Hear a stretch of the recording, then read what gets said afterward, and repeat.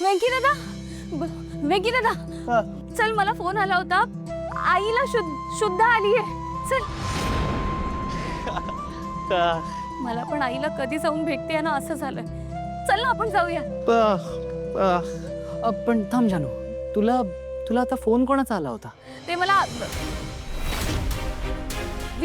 वीणा वहिनीचा phone आला होता. वेंकी दादा चल ना आपण निघूया. चल चल. काय झालं जयंत सर? तुमचा चेहरा का असा झालाय? नाही आता मी आईला भेटायला हॉस्पिटलमध्येही नको जाऊ का? नाही तुम्हाला असं वाटतंय का? नाही नाही जानू, असं काही नाही आहे. इनफॅक्ट मी हेच म्हणणार होतो की मी पण येतो तुमच्यासोबत. कशाला? तुम्ही कशाला येताय? उगाच तिथे हॉस्पिटलमध्ये सगळ्यांची गर्दी नको. आम्ही दोघं जाऊन येतो ना. आणि तिकडे काय सिच्युएशन आहे हे मी तुम्हाला फोन करून कळवेन. तुम्ही घरी आराम करा, तुम्हाला पण आरामाची गरज आहे. हा चल ना वेंकी दादा.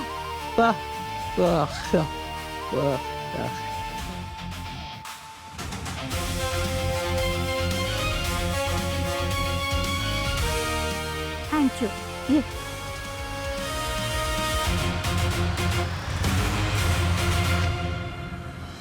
अगं आता किती रडणार आहेस? तुम्ही ठीक आहे, काही झालं नाहीये. आई अशा कशा अचानक आजारी पडलात तुम्ही?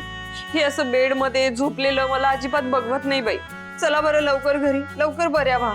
मला या गोष्टीचं वाईट वाटतं की मी सतत तुमच्या सोबत असते पण तुम्हाला त्रास होतोय हे मला कसं कळलं नाही? बाळा, मला जर काही त्रास झाला असता तर मी सांगितलं असतं ना. मला काहीच त्रास होत नव्हता खरंच. आई ते काही नाही. आता इथून पुढे थोडा जरी त्रास झाला ना तर सगळ्यात आधी मला सांगायचं. बरं, काही वाटलं तर तुलाच सांगणार पहिलं, ठीक आहे? लक्ष्मी, वीणा बरोबर बोलते. मनात ठेवायचं नाही, सगळं सांगायचं. आता आम्ही सगळेजण तुझ्यावर नीट लक्ष ठेवणार आहोत. काय आहे की माझं एकट्याचं तू ऐकत नाहीस ना. मी ऐकत नाही. नाही म्हणजे ऐकतेस पण कधी कधी काही काही गोष्टी ऐकत नाहीस ना.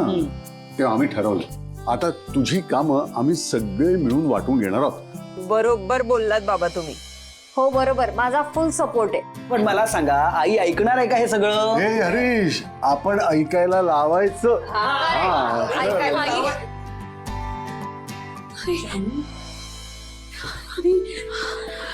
आई कशी आहेस ग तू?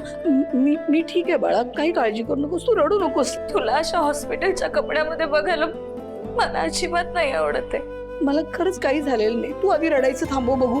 हे सगळं ना माझ्याचमुळे झालंय. मीच वाईट आहे. मी तुम्हाला घरी बोलावलं नसतं ना तर हे सगळं घडलंच नसतं. माझीच चूक आहे. अगं असं काही नाही बाळा, स्वतःला दोष देऊ नकोस. बघ तुझ्यामुळे काही नाही घडलं. उलट तू घरी बोलवलंच ते बरंच झालं. त्यामुळे आम्हाला कळलं तरी काय चाललंय ते. नाहीतर तू आम्हाला काहीही सांगितलं नसतं स्वतःहून आणि सगळं सहन करत बसली असतीस. असं करायचं नसतं बाळा. अगं आई बाबा आहोत ना आम्ही. आम्हाला सांगणार नाही तर कुणाला सांगणार तू? आणि जयंतरावांची काळजी करू नको. आपण सगळे आहोत ना, आपण सगळे सांभाळू, त्यांची काळजी घेऊ. आणि तू माझी काळजी करू नकोस बाळा, मी ठीक आहे. जानू, अगं आता शांत हो ना. किती रडणार आहे? सगळं किती त्रास करून घेशील स्वतःला. शांत हो का. सॉरी बाबा, पण माझ्यामुळेच आई. जानू, आईने काय सांगितलं ऐकलंस ना तू? तुझ्यामुळे काहीही झालेलं नाहीये. त्यामुळे असं बोलायचं नाही, विचार सुद्धा करायचा नाही असा. बरोबर बोलतोय तू. रडलीस तर मला आणखीन त्रास होईल बघ. आणि एक गोष्ट सांगतो, हे असं माझ्या बायकोला रडवलेलं, तिला त्रास झालेला मला नाही चालणार. चिडीन मी खूप. ठीक आहे, नाही रडणार आता. जानू, तू मला सांग, जयंतराव आले आहेत का? नाही आई, ऐक ना, ते बरे आहेत आता. मी काय म्हणते, आपण त्यांच्याबद्दल नंतर बोलूयात ना. तू आता रेस्ट कर बघू. हा, एकच मिनिट. हा,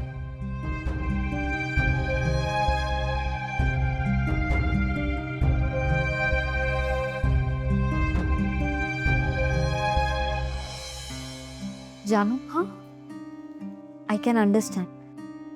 तुला खूप त्रास होत असेल ना. आपला नवरा जेव्हा असा विचित्र वागतो तेव्हा कोणाशी काय बोलावं हा खूप मोठाच प्रश्न पडतो. But I can seriously understand you. तुला कधी काही बोलायचं असेल तू माझ्याशी बोलू शकतेस. बिकॉज काही दिवसांपूर्वी मीही त्याच स्पेसमध्ये होते. So I have been through that feeling. बरं झालं तू इथे एकटीच आलीस. तुलाही तुझी ब्रीदिंग स्पेस मिळाली असेल.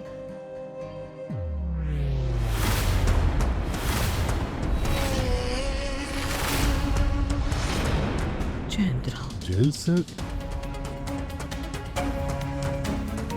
कसली स्पेस जानू? कसली स्पेस जानवी? ते आम्ही असं जनरल बोलत होतो. मी माझ्या बायकोशी बोलतोय. Do you mind? काय झालं जानू? शयन सर, तुम्ही इथे कसे आलात? तू असं का विचारतेस? ओके, म्हणजे मी इथे येऊ शकत नाही असं म्हणायचं होतं का तुला? हो, कारण तुझी करेक्ट जागा तर जेल आहे जयंत. तुला मेंटल असायलम मध्ये तर नक्की पाठवेन मी. सांग ना जानू, तू अशी का वागतेस? जयंत सर, खरं तर हा प्रश्न मी तुम्हाला विचारायला हवा. तुम्ही का असे वागताय? आई, बाबा, आय एम सो सॉरी. मला तुम्हाला स्ट्रेस द्यायचा नव्हता.